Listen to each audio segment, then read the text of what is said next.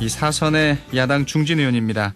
미래통합당 홍문표 의원 전화 연결해서 관련된 얘기 나눠보도록 하겠습니다. 홍문표 의원님 안녕하세요. 네, 안녕하십니까. 홍문표입니다. 예. 먼저 정치권에 어젯밤 좀 비보가 전해졌습니다. 네네. 박원순 서울시장의 또 극단적인 선택이 이제 확인이 된 건데 어떻게 소식 듣고 좀 어떠셨어요?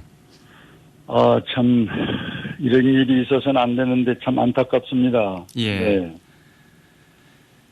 예. 박 시장과는 박원순 시장의 오늘의 이 상황을 뭐라고 지금 설명드릴 수가 없을 정도로 참 답답하고 참 이것이 우리 사회에 이렇게 돼서는 안 되는데요는 안타까운 생각을 가지고 있습니다. 예. 의원님 지역구가 이제 충남 홍성 예산이시지만 그래도 박 시장과는 또 만날 일이 또 많이 있었잖아요. 저는 우리 농산물의 친환경이라는 이런 부분이 주위 홍성 홍동에 상당히 메카가 있거든요. 예. 거기에 아마 1년이면 한두 번씩 오셔가지고 농민들과 대화하고 또 저는 또 개인적으로 오래전부터 농촌 문제에 대해서 많은 대화를 했던 분 중에 한 분이었습니다. 예. 네네. 근데 어떤가요? 이렇게 좀 정치인들이 이따금 또 국민들에게 충격을 주고 있는데 이렇게 극단적인 선택을 하는 이유는 의원님 좀 어떻게 바라보세요? 글쎄 뭐라고 분석하기가 참 어렵습니다만 우선 개인의 욕망이 이 현실과 맞지를 않고 또 도덕과 이 윤리라는 부분에 상당히 어떤 자기 나름대로의 절망적인 상황이 왔을 때 이렇게 극단적인 행동을 하지 않는가 하는데 이런 일이 우리 정치권에서 참 종종 있다 보니까 참 더욱 마음이 안타깝죠. 네. 야, 참 뭐라고 말씀드리기도 참 어려운 상황들인데 네네. 청취자분들께서는 문자로 참 많은 또 애도의 뜻을 펴오고 계십니다. 네네. 예. 조금만 읽어드리면요. 7969님. 박 시장님 명복을 빕니다. 비 내리는 금요일 마음이 무겁습니다. 이렇게 올려주셨고요. 6218님도 무사 귀환을 빌었는데 이 마음이 너무 아픕니다. 극락왕생을 빕니다. 5767님도 삼가 고인의 명복을 빕니다. 이렇게 올려주셨고요. 8228님도요. 서울 시민으로 자부심이 컸는데 이 안타까운 소식 돌아오실 줄 기대했는데 왕생 극락을 기원합니다. 이렇게 문자를 올려주고 계십니다. 예, 알겠습니다. 의원님 이제 사선이 되셨는데, 이 어떤가요? 상임위원회는 지금 어떤 거 선정을 받으셨나요? 저는 농해수를 선정을 받았습니다. 예, 그러니까 농림축산식품해양수산위원회죠. 그렇습니다. 예. 그럼 상임위원회를 어떻게 농해수위를 지망하신 이유는 있을까요? 평소에 제가 갖고 있는 생각입니다만은, 농어촌 농어민 축산인이 잘 살아야 대한민국은 강한 선진국이 된다는 게 제 소신이거든요. 예. 그리고 또 국제사회에서 많은 나라를 보면은 농어촌 농어민이 잘 사는 나라가 선진국입니다. 그런데 우리나라는 지금 구호성에만 그치고 이 농어촌 문제가 점점 농민의 숫자는 줄어들죠. 또 빚이 있죠. 농민들이 몸이 아프죠. 이래서 지금은 농어촌이 잘 사는 정책과 농어촌에 대한 대책을 정부가 이제 새롭게 하지 않으면 안 된다. 그런 절실한 상황에서 이 농업 쪽 어민 축산인들을 대변할 수 있는 것이 국회에서 이 위원회거든요. 예. 그래서 여기에 모든 것을 좀 올인을 하고 있습니다. 그렇군요. 근데 이제 요즘 국회 상황이 이제 상임위원회를 여당이 다 갖고 있고요. 근데 이제 야당 몫의 국회 부의장 자리도 있었는데 이제 오선의 정진석 의원이 좀 부의장직을 맡지 않겠냐는 좀 견해도 많았었고요. 근데 이걸 아예 포기하신 건가요? 어떻게 된 건가요? 글쎄 국회에서 포기라는 거는 있을 수 없는데요. 이게 정치는 여야가 함께 하는 것이고 그 중심에 이제 국민이 있는 것인데 지금 177석이 됐다 해서 뭐 독선 독주를 떠나서 지금 독재 정치를 하고 있다고 저희들은 보고 있기 때문에 예. 이 부의장석 하나를 갖고 온다고 그래서 아까 말씀드린 18개를 부활시킬 수 있는 것도 아니고, 그리고 지금 늦게라도 좀 조정을 하고 있습니다마는 박병석 국회의장은 자기 임의대로 상임위원회까지 야당 의원들을 전부 배속을 시켰지 않습니까? 네. 이거는 세계사에서 민주주의 하는 나라는 이런 나라가 없습니다. 그래서 제 생각에 돌이켜 볼 때 이 결과는 이 대통령이 저는 있다고 보는 거예요. 예. 협치를 하자고 5월 28일이죠, 아마. 그 양당 원내대표를 초청해서 청와대에서 식사를 했지 않습니까? 네. 그때 진짜 협치하자 이러면서 양손을 들고 그 TV 앞에서 환히 웃는 모습으로 약속을 하셨는데, 대통령은 협치하자고 그러고 민주당은 독선 독주로 이렇게 일당으로 그냥 치닫고 있다 보니까 오늘의 이제 결과가 이런 결과가 나왔어요. 20대 국회 개원식을 지금 못 오고 있습니다. 예. 얼마나 이 부끄럽고 창피한 얘기입니까? 국제적으로. 그 다음에 대통령께서는 국회에 나와서 그 개원 연설을 하지 않습니까? 이것도 지금 못 오고 있잖아요. 또 여야의 그 대표들 연설도 못 하고 있고, 또 각국 대사들도 참석해서 이런 것들을 함께 해야 되는데, 이런 관례와 원칙이 다 지금 깨져버린 거예요. 예. 이것이 지금 소위 일당 독주, 독재, 여기에서 오는 산물입니다. 이런데도 이거를 의식을 못하고 사실을 직시를 못하고 집권당이 마냥 힘의 논리로만 밀어붙이고 있는 이 정치판은 참으로 불행한 그런 상황으로 치닫고 있지 않냐 하는 염려의 생각을 갖고 있습니다. 네.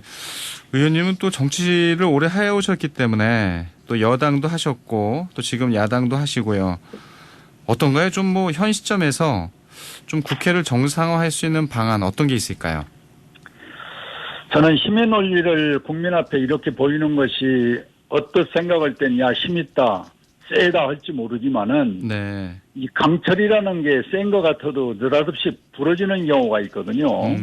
그래서 저는 과거에 우리가 법보다 위에 있는 도덕과 예의 그리고 관례를 우리는 좀 같이 병행하면서 이 민주당 정부가 갔으면 좋겠다. 네. 무슨 얘기냐면은 우리가 18대 때 152명을 갖고 있었거든요. 저희들이. 네.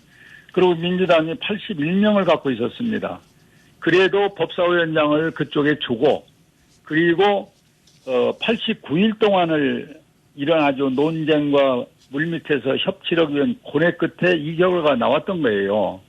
그게 89일 만에 개원을 했습니다. 네. 이런 것도 이번에는 나는 좀 이 집권당이 생각을 해서 좀 끝까지 협치를 좀 했으면 하는 생각인데, 뭐 협치의 뭐 결과는 저는 대통령에게 좀 큰 용단을 내려주셨으면 하는 겁니다. 예. 이 민주당에게는 뭐 눈치 보는 그런 정당으로 돼 있기 때문에 기대를 안 갔습니다마는 대통령께서 용단을 내려주시는 몇 가지 주문을 한다면은 지금 법사위원장 전반기는 이미 이렇게 됐으니까 후반기는 저희 그 통합당에 좀 넘겨주고 네.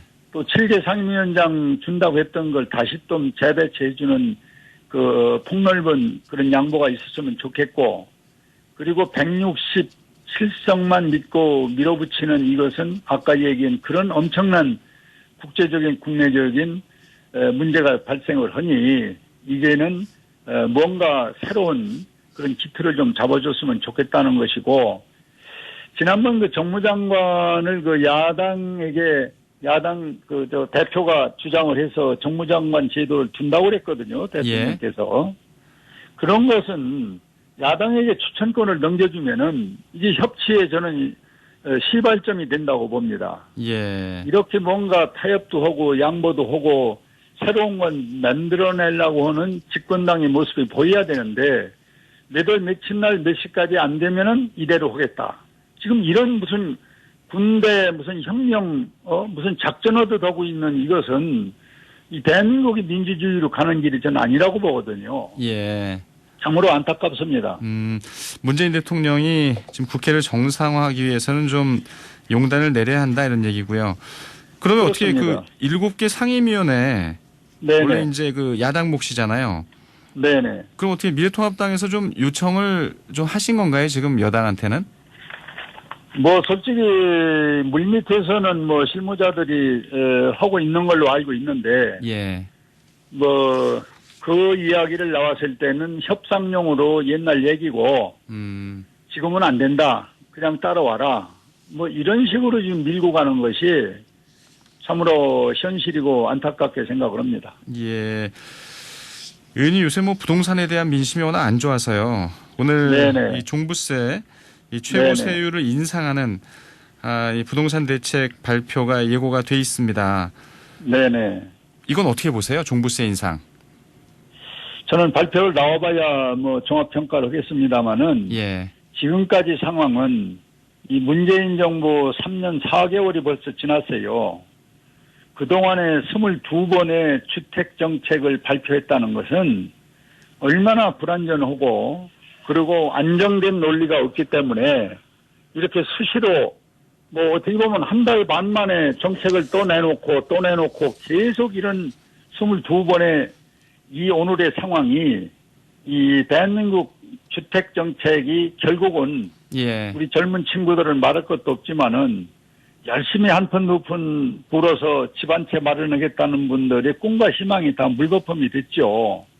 그래서 강남부터 시작은 이 투기 억제, 이게 지금은 수도권 전체가 지금 투기 억제 지역으로 꼭 공호풍선 같이 이쪽 누르면 저쪽 나오는 이런 식의 소위 땜질식의 어떤 주택 정책은 참으로 잘못된 것인데 네. 저는 오늘 이 부총리가 발표한다는 뉴스를 보고 있습니다마는 이것도 대통령께서 내가 3년 4개월 동안 집권하면서 가장 중요한 것이 인간의 의식주 아닙니까? 근데 주택 문제가 이렇게 국민들에게 고통을 줘서 죄송스럽다. 이 말씀 한번 하고 그다음에 주택의 차선책을 발표하는 것이 순서인데 뭐 대통령 말 한마디 없고 지금 부총리 불러서 주택 새로운 정책 발표라 했는데 이미 저는 주택 정책은 우리 국민들이 새로운 어떤 걸 내놔도 저는 백약이 무효다 이런 생각을 갖습니다. 네. 근데 최근에 이제 이 고위공직자 또 국회의원들의 이제 다주택 보유 사실이 알려지면서 더 공분이 이제 커진 면이 있는데요. 정부 여당에서는 좀 다주택자에 대해서 이 집을 처분할 것을 지금 압박하고 있잖아요. 네네. 그 미래통합당에도 좀 다주택자들이 많으신데 뭐 이 부분은 좀 어떻게 생각하시나요? 저는 이 부분에 두 가지로 생각을 합니다. 예. 투기를 목적으로 한 이 토지 거래, 주택 거래는 그 기록에 나오거든요. 예. 가령 뭐 한 10년, 15년 안에 뭐 이곳에서 저곳으로 옮기고 또 팔고 한 것이 다 기록에 나옵니다. 이런 것들은 저는 있을 수 없는 일이라고 보고 20년, 30년 전에 한 푼 두 푼 모아서 뭐 한 채 사고 또 시골에 또 노후에 뭐 하기 위해서 뭐 또 사고 이런 근거가 나오는 것은 저는 이렇게 똑같이 취급하는 것은 좀 뭔가 무리가 있지 않느냐. 예. 이렇게 보고 있고 여야가 이 부분을 좀 면밀히 검토를 해서 투기가 아닌 진짜 그 삶의 어떤 상황에서 이루어진 것이라면은 저는 좀 국민들께서 또는 사회 정의라는 차원에서 좀 양해를 해줘야 하지 않겠냐. 이렇게 저는 두 가지로 생각을 갖습니다. 알겠습니다.